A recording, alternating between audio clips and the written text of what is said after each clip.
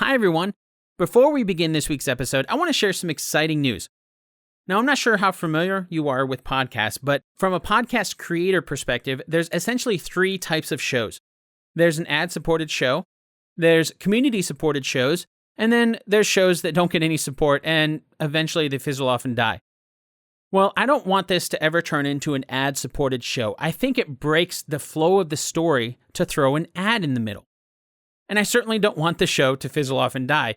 But the sad reality is that, like any sort of content, podcasts aren't free to create. Now, as always, this show will continue to be free for you forever. Well, as long as I'm able to make the show, that will not change. Now, the show is not in any danger of going under, but I just want to be proactive about it before it is. So, to help me continue making the show, now Based on a True Story has a Patreon page. Now, if you're not familiar with Patreon, essentially it allows you, fans of the show, to help me keep paying the bills so I can keep making the show. And I'll be sharing some exclusive stuff with patrons, like going behind the scenes of the show to see how it's made, free digital collections of episode transcripts, and much more. So check it out at patreon.com/Based on a True Story podcast. That's all one word. And again, that's patreon.com/Based on a True Story podcast. And I'll make sure to put a link to that in the show notes. Thanks. And now, on with the show.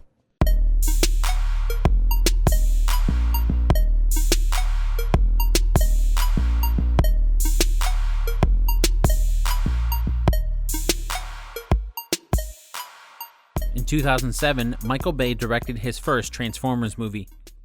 2 years later, he directed his second, Transformers: Revenge of the Fallen. 2 years after that, he directed the third, Transformers: Dark of the Moon, which was the last Transformers movie with Shia LaBeouf. That didn't stop Michael Bay. 2 years after Dark of the Moon, Michael Bay teamed up with Mark Wahlberg. But it wasn't another Transformers. Bay and Wahlberg broke the every other year cycle of big shiny robots in exchange for Pain and Gain, one of the cheapest movies Michael Bay has ever made with only a $26 million budget. While $26 million is a lot of money for you and I, for Hollywood it's not. For example, the year after Pain and Gain came out in 2013, Michael Bay and Mark Wahlberg were back at it for Transformers: Age of Extinction, which released in 2014 and cost almost 10 times the amount of Pain and Gain at $210 million. What makes Pain and Gain's budget even more impressive is the all-star cast it contains. Working alongside Michael Bay and Mark Wahlberg were some other big names like Dwayne "The Rock" Johnson, Anthony Mackie, Tony Shalhoub, Ed Harris, Rebel Wilson, and Ken Jeong. How did they get such a great cast on such a low budget? Well, it helped that Bay, Wahlberg, and The Rock didn't take salaries, instead taking a cut of the eventual $86 million that the movie ended up making. Pain and Gain is also the first comedy from Michael Bay since another Miami-based story, Bad Boys 2, in 2003. Another first for Pain and Gain is that, unlike the Transformers series, it's Michael Bay's first movie with a shred of truth. But the real story is anything but a comedy. I'm Dan Lefebvre, and this is Based on a True Story.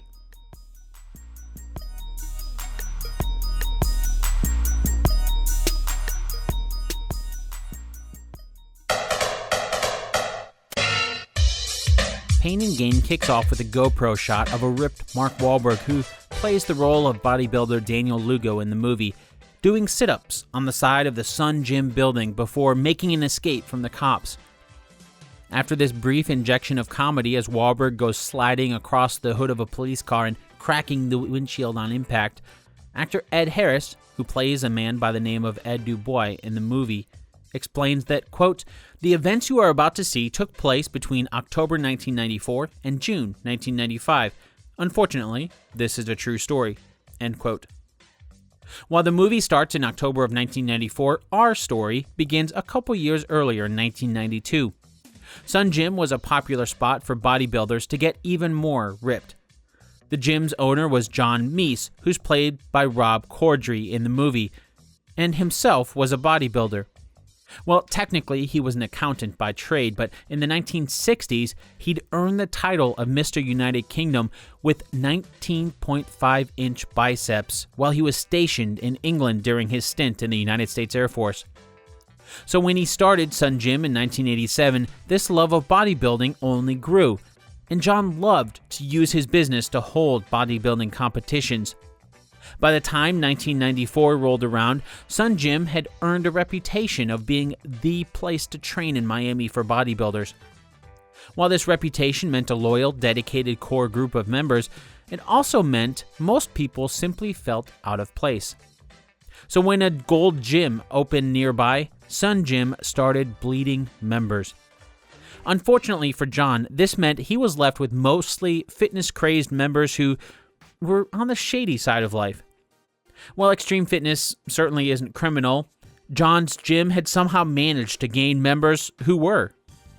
In fact, according to a series of articles by Pete Collins from 1999, which were the basis for the movie, one Miami police officer claimed he could, quote, meet my monthly quota of felony arrests in one night at the Sun Gym, end quote. And so Sun Gym wasn't doing well. John Meese was getting fed up.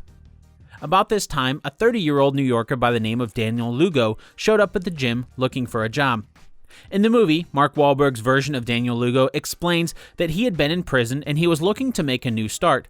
He promised to increase membership by 300% in 3 months, a deal that's too good to pass up. While we don't know the details of the deal, there is a lot of truth to what the movie claims here, although the movie failed to mention a few very important details between prison and Daniel's job search. Perhaps one of the biggest differences here was that the movie never portrayed Mark Wahlberg's Daniel Lugo character as being married. In truth, Daniel moved to Miami with his wife Lillian Torres and their 4 adopted children years before. Then his marriage to Lillian ended soon after he went to prison for fraud after scamming people out of money at health clubs, both in Miami and in Oklahoma, of all places. But that was back in 1991, and he'd done his time. And although Daniel and his wife had separated, Daniel had since remarried and was still close friends with his ex-wife and their 4 children. So it seems Daniel was looking to make a new start after all, but with a new wife. We don't know if he promised an increase of 300%, but Daniel did have a lot of ideas that convinced John to overlook Daniel's troubled past. Of course, it probably didn't hurt that bodybuilding was a passion for John, so the failure of said gym was something he'd try anything to avoid. So John hired Daniel to breathe some life into the gym. And things looked good for a while. Daniel was bringing people into the gym, and by the summer of 1994, Daniel had turned the gym around.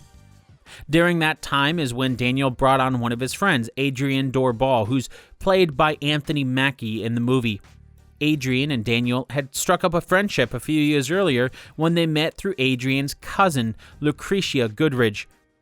Daniel ended up marrying Lucretia after he divorced Lillian and brought Adrian on to work at Sun Gym. This wasn't mentioned in the movie, but together, Adrian and Daniel pulled a scam to make some quick cash. They rented some mailboxes, bought some names and social security numbers from legitimate Medicare recipients, and then sent bills to the government for made-up medical bills. Soon after, Adrian, who, as far as anyone else knew, was still just a young, part-time personal trainer with only 2 clients, invested $1 million into a mutual fund account. In the movie, Adrian is portrayed by Mackie as an impotent, simple-minded person. Part of that is true. Because of his steroid use, Adrian was indeed impotent. And he did see a doctor for hormone injections to help with this, but he didn't meet his wife there. In the movie, Mackie's version of Adrian meets Robin Peck, who's played by Rebel Wilson. Eventually, the couple gets married in the movie, but in real life, Adrian's wife was named Cindy Elridge, and the two didn't meet at the doctor's office, although Cindy did recommend the doctor to Adrian for his impotence. In the movie, the final member of the Sun Gym gang is Paul Doyle, who's played by Dwayne "The Rock" Johnson. In reality, Paul Doyle didn't exist, but instead, The Rock's character is a composite of 3 people. There was Jorge Delgado, Mario Sanchez, and the primary inspiration for the character of Paul Doyle, which was a man by the name of Carl Weeks. Interestingly, the man for Paul Doyle in the mugshots at the end of the movie is also an actor by the name of Shannon Mosley. The mugshot of the real Paul Doyle in the movie was actually staged for the film. all three of the gang members were portrayed in the movie as bumbling fools. While this certainly helps add to the comedic element of the movie, this isn't true at all. The real Daniel Lugo, Mark Wahlberg's character, was a very smart man. The real Adrian Doorbal, Anthony Mackie's character, was incredibly violent. He loved violence. Only the real Carl Weeks, The Rock's character, was relatively close to the movie version. Carl was nice, like The Rock's character, and although he was a recovering drug addict and ex-convict, he'd converted to Christianity and only started working at Sun Gym on the recommendation of his cousin. But still, even though Adrian and Carl were roped into Daniel's ultra-violent scheme, they carried it out wholeheartedly, so they're certainly not innocent. Just like in the movie, on the surface, the plan seems simple enough. Daniel, Adrian, and Carl would kidnap a rich man and force him to sign over all of his possessions. In the movie, they kidnapped Schlotzsky's deli owner, Victor Kershaw, who's played by Tony Shalhoub. In real life, Victor Kershaw doesn't exist. They targeted an accountant and a franchise owner of a few Schlotzsky's deli shops named Mark Schiller. Mark was targeted because he had done some business with Jorge Delgado a few weeks before. If you remember, Jorge is one of the people that went into The Rock's composite character named Paul Doyle. Well, Jorge ended up doing business with Daniel, so Mark had met Daniel before, but he didn't trust Daniel, so Mark broke off ties with both Daniel and Jorge, not wanting to do business with them. Simply put, this made Daniel upset and gave him a target for his idea. The gang didn't actually dress up in Halloween costumes like they did in the movie, although that was a part of the plan at one point. That was when the plan was to go grab Mark after he opened the door on Halloween to what he would think was a bunch of trick-or-treaters, but that didn't happen. Instead, the group decided to go to a strip club that night. They did capture Mark at his deli, like in the movie, but it wasn't quite as bumbling as they made it seem in the movie. When Mark was getting in his car, they grabbed him from behind. There was a long struggle that ended with Mark getting tasered a few times before the three bodybuilders finally were able to subdue him. In the movie, Daniel and his gang torture their victim until he gives them what they want. This actually happened. Mark was punched, pistol whipped, tasered, had his flesh burnt with a lighter, and even had the three playing Russian roulette with his head. For the next few days, Mark was forced to make phone calls to let people know he was all right, each time a gun pressed against his head in case he said something he shouldn't. And the torture continued. After almost a month in captivity, he finally caved and signed dozens of documents that essentially transferred everything he had to the Sun Gym gang members. Finally, once Daniel was satisfied they got everything they could from him, it was time to cut Mark loose. They forced Mark to make one last call, this time to his lawyer. In the call, Mark admitted to having an affair with a Cuban woman. He said his wife had found out and now Mark was suicidal. Of course, he said this with a gun to his head. In the movie, the gang pours chocolate liqueur down Tony Shalhoub's throat as they force him to get drunk. This happened, although it wasn't only chocolate liqueur. After the call with his lawyer, and with a gun still pressed to his head, Mark was forced to drink a deadly cocktail of vodka, tequila, and chocolate liqueur laced with sleeping pills. Mark passed out. Then, at 2:30 a.m., on December 15, 1994, the gang put Mark in his car and drove him to an industrial park where Daniel held down Mark's foot on the gas pedal and turned the wheel to aim the car at a concrete pole. Just before the car crashed into the pole, Daniel jumped out of the car. In the movie, Mackie's version of Doorbal had put a seatbelt on Victor Kershaw, which saved his life. They make it seem like it was a funny thing to do. The seatbelt thing didn't happen, but Mark did survive the crash somehow. So Daniel splashed gas all over the car and set it on fire. The three men got in their Chevy Astro van and began to back away. As they did, they noticed Mark getting out of the car. They hadn't strapped him in, and the heat from the fire had revived him enough to where he was able to stumble out of the car. Carl, who was driving the gang's Astro van, switched gears and aimed the van at Mark. They struck him, knocking him down. Then, just like in the movie, the gang turned the van around and ran him over yet again. In the movie, Tony Shalhoub's character survives this vicious attack. And that's actually true. Mark Schiller survived the Sun Gym Gang's attacks, but he was left with a twisted spine, shattered pelvis, a ruptured bladder, and a damaged spleen, just for starters. He was in bad shape. In the movie, the gang finds out Victor survived and comes back after him in the hospital. And although it's hard to believe, this is also true. As soon as Mark came into the hospital, his first thought was leaving the public place. He asked to be transported to a hospital in Staten Island, and this was granted. As it turned out, this was just in time because the same day Mark was transported, Daniel, Adrian, and Carl were dressed up as doctors in the hospital trying to find Mark's room to finish him off. The story was so crazy, Mark didn't trust the cops to believe it, so he didn't go to the police. At least, not yet. In the movie, after the Sun Gym Gang gets a taste of luxury, they quickly decide to run their scheme again once they find they've spent all of their money. So they need another target, and they find one in multimillionaire Frank Griga. This actually happened. Daniel and the gang kidnapped Frank and his girlfriend, Christina Furton, while Mark was still recovering from his injuries elsewhere in Miami. But Frank refused to sign anything over. The gang was frustrated. They were violent, and they were desperate. In the movie, it's Mark Wahlberg's version of Daniel Lugo who accidentally kills Frank Griga. In truth, it was Adrian Dorbal who killed Frank. And while we'll probably never know what actually happened, knowing how Adrian loved violence, it's not likely to have been an accident. When Christina saw Frank lying dead, she screamed, and just like in the movie, the gang shot her full of horse tranquilizer Rampan to shut her up. But unlike the movie, she never came out of her sedation. They'd given her too much, and she died. In the movie, the gang starts cutting up the bodies. Somehow, Hollywood makes this unthinkable act seem like comedy, as they have The Rock making funny faces as he grills human hands. The grilling didn't happen, but the gang did cut up the bodies with a chainsaw.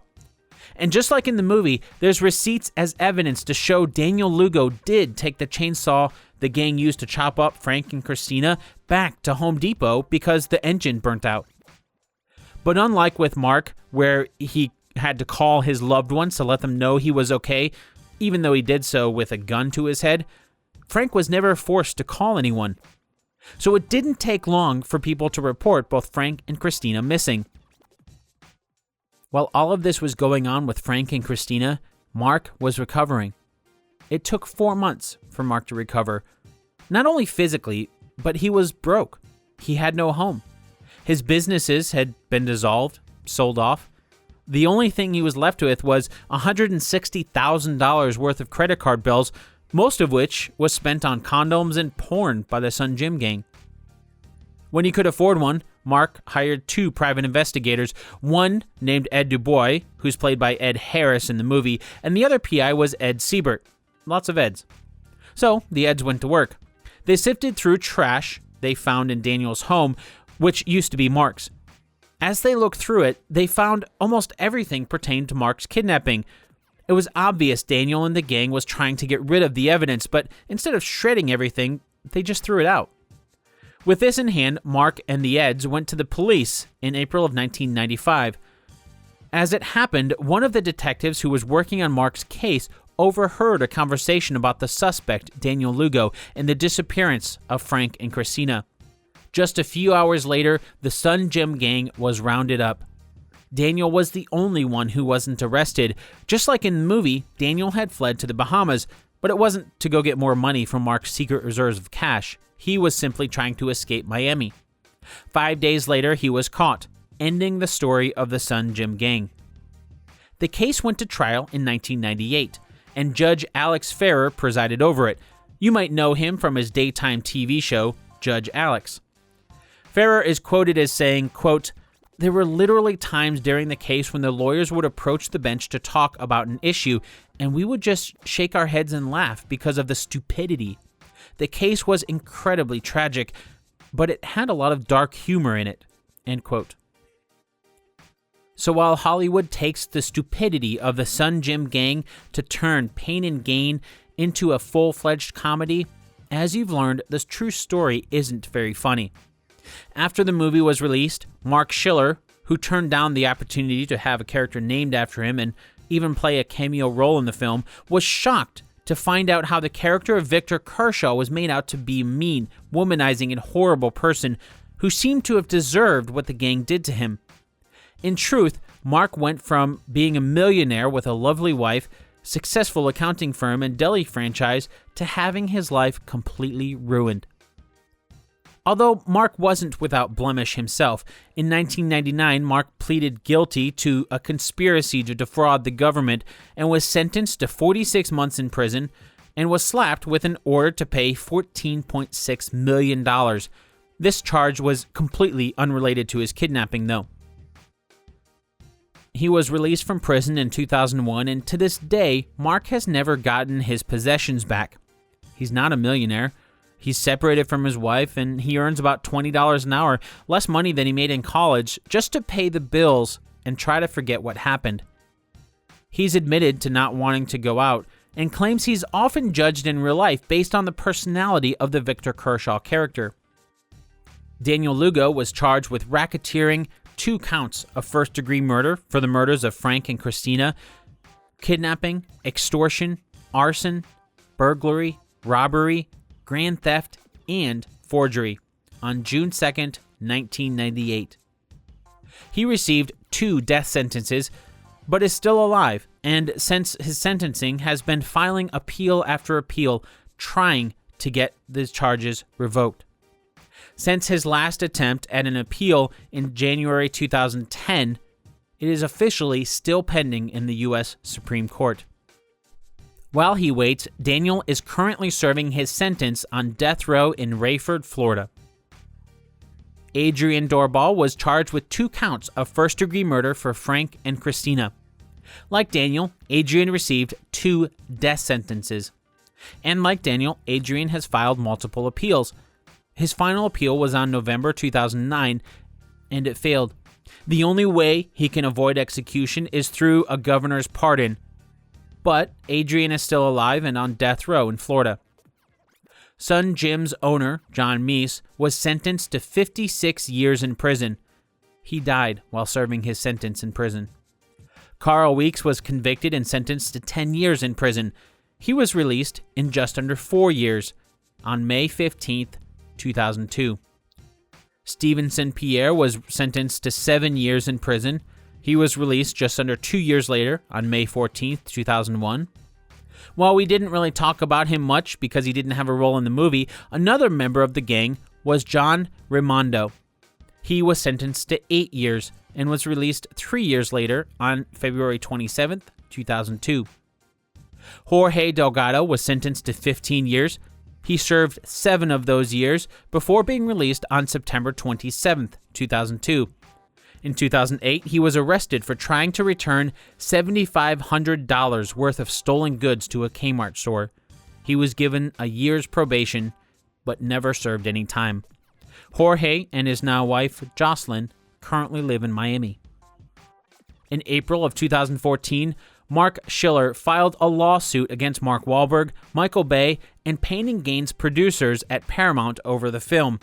The suit claims that his life has been ruined because Pain and Gain was, quote, heavily marketed, end quote, as a true story. That's why Paramount and Bay are in the lawsuit. For Wahlberg, the lawsuit claims Pain and Gain was used for Wahlberg to market his own line of fitness supplements. The lawsuit, which is seeking $10 million in damages, claims Victor Kershaw is presented as a skirt-chasing, carefree millionaire when in truth, Mark was just a victim of the brutality of the Sun Gym gang. Today, Mark's lawsuit officially holds the same status as the appeal for Daniel Lugo. Pending. This episode of Based on a True Story was written and produced by me, Dan Lefebvre. If you want to dig deeper into the events that unfolded with the Sun Gym gang, I'd recommend picking up Mark Schiller's book entitled Pain and Gain: The Untold True Story. While he's obviously biased in his retelling of the story, no one can deny he was a victim of a brutal crime. Anyone who wants to know about this story should certainly check out his side. As with all episodes, the transcript of this episode is available right now in Kindle edition on Amazon. Your purchase of the transcripts helps balance the costs of keeping the show going, so thank you very much in advance. You can find Based on a True Story on the web at basedonatruestorypodcast.com, and there you'll find links to the transcripts for each episode, a link to Mark Schiller's book, as well as the music that was used in each episode. If you're enjoying the show, I'd really love to hear from you. You can find me on Twitter at Dan Lefebvre, DanLefeb, so reach out, say hi.